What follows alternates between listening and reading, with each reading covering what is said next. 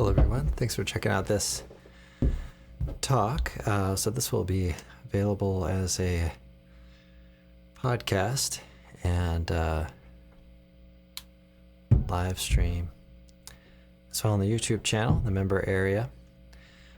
So be sure to check into that. So I'm going to do a little playing up front here. Still kind of in the process of working out how all this backing tracks and things are going to work, but let's give it kind of a go here. I think it's headed in the right direction anyway. So maybe I'll change my screen over here and playing around with Quasimodo here, changes for that, so do a little improv on that. Did a couple of videos on this on the head for this, the melody. So if you haven't already, be sure to check that out as well.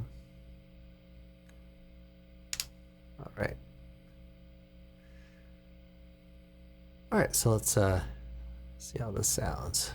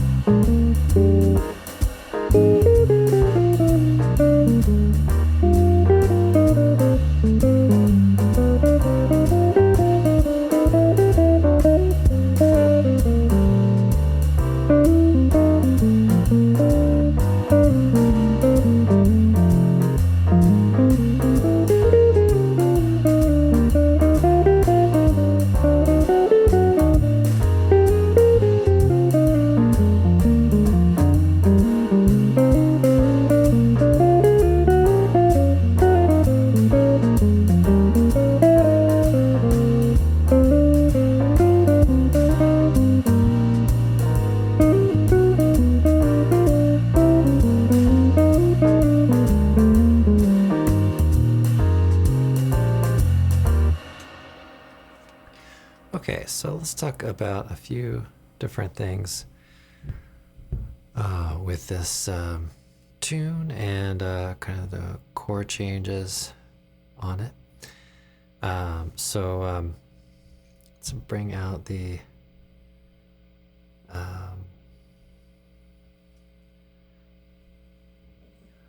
displays here and stuff. If you're listening to this on the podcast, I'll try to make it as kind of ear-friendly as possible. Okay, so what we want to do is kind of outline a little bit of the chord changes as we go, and so we get to this E flat, and then we get to this D7. We might use some flat 9, sharp 9, that kind of thing. Maybe some chromaticism. So this change, that particular chord, you might think of it oftentimes as going to G minor, but we're going to F minor. So this is really worth practicing. And so one thing that I do in my practice is to work on one change or two chords, so I might play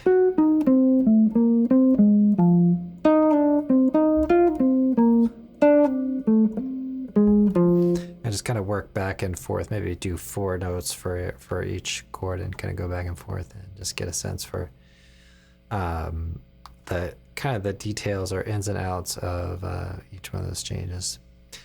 And then the F minor to the B flat 7, that should be a fairly, or maybe I shouldn't say, it depends on how long you've been playing and styles you've been involved with, but if you've been doing jazz tunes at all, that's the 2-5 progression. So that's a very important one to be familiar with. So we get 2-5 back to the 1 chord. So when you go to practice some tunes, just try little sections. What does it feel like to go from the E flat to the D7? What does it feel like to go from the D7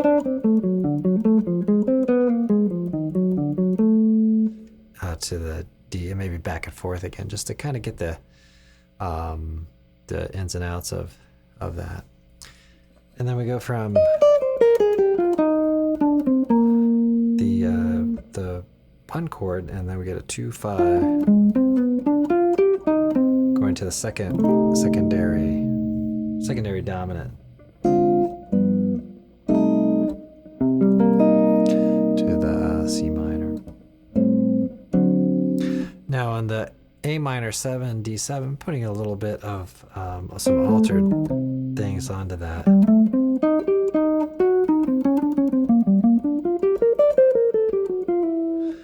And then something that I did a little bit later on with the C7 to the F7. It's a little something I've been experimenting with, which is to play instead of that change.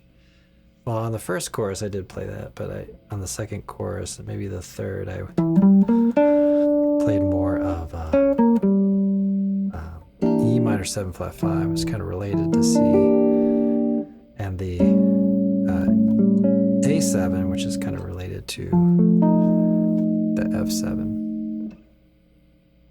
So if you have kind of flat 9, sort of diminished sort of sound, that fits both of those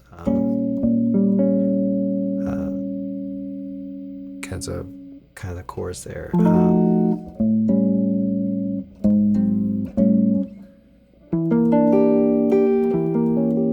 Or I guess more like that. All right, so just kind of working instead of this change. Okay, and then going maybe a little more into like this sort of change here, and then moving down. So you could play still substitute sort of changes. So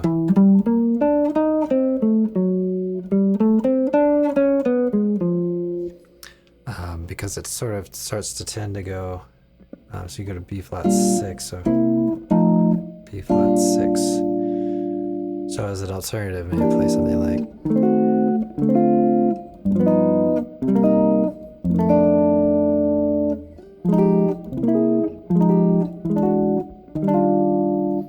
So just doing, maybe playing around with some alternative type changes. So it's not really a substitution, but something where might superimpose. So notice I'm just kind of playing with a loop. So it's going to play, the chord changes. These are the changes that are listed in the World's Greatest Fake Book, something like that.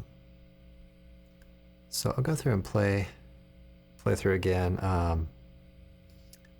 Just change up our tempo a little bit quicker. And we'll hear kind of just the opening, just a little bit of rhythm there.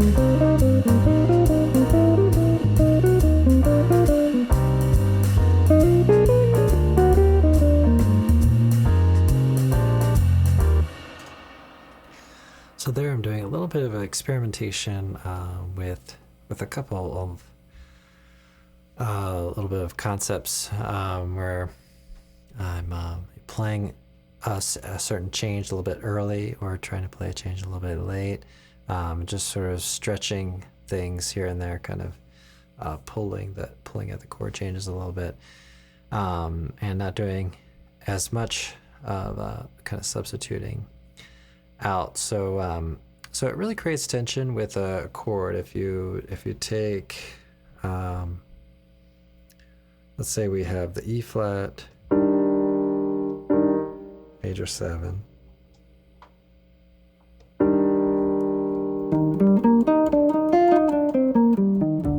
and let's say the E flat major 7 kind of continues on, and then we go to the D7, but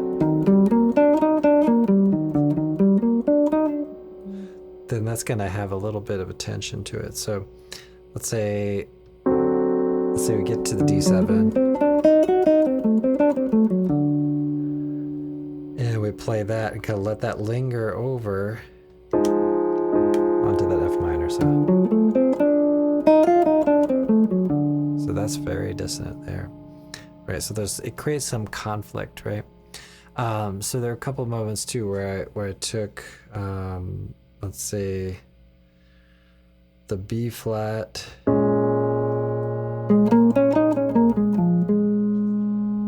the E flat 7, and then I played early. So rather than letting something go longer, as I played resolve to what would be the third of the A flat, but playing that, let's say, beat early, so that we get E flat. So it gets pretty dissonant with that particular tone there. All right, so let's do a little more playing on it, and say maybe I'll slow it down and play a little more on it. Let me check and make sure everything's good.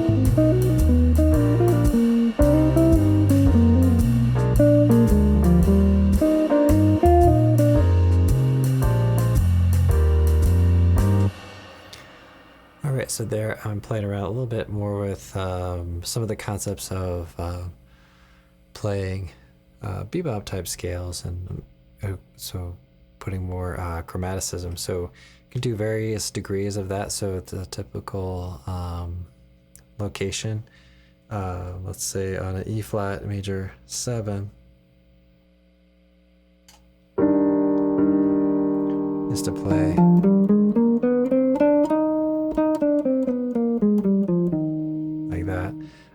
so between the 6 and the 5, playing a little chromatic tone in there, but you can really put them almost anywhere. So let's say I play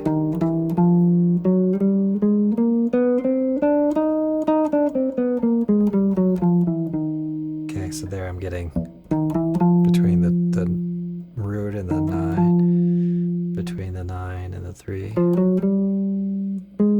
the 6 and the 5 and the 6. Right, so you get kind of 10 notes or something like that. So so that's kind of fun to work at as well. So let's do maybe just a touch more playing, and we'll keep it kind of slow again here. So maybe I'll speed up a little bit.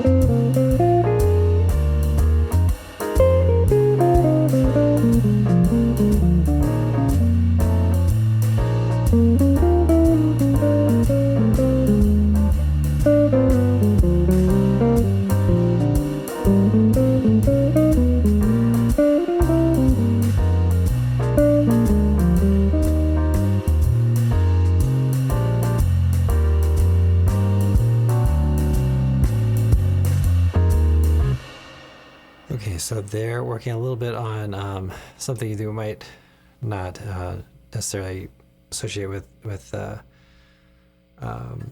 this particular era of time with this tune, but working on playing some melodic structures and maybe a little bit of sort of pentatonic sort of things on it. as well. All right, so I'm gonna wrap up here a little bit in a moment, but I'll play through a little bit and just kind of play freely on it.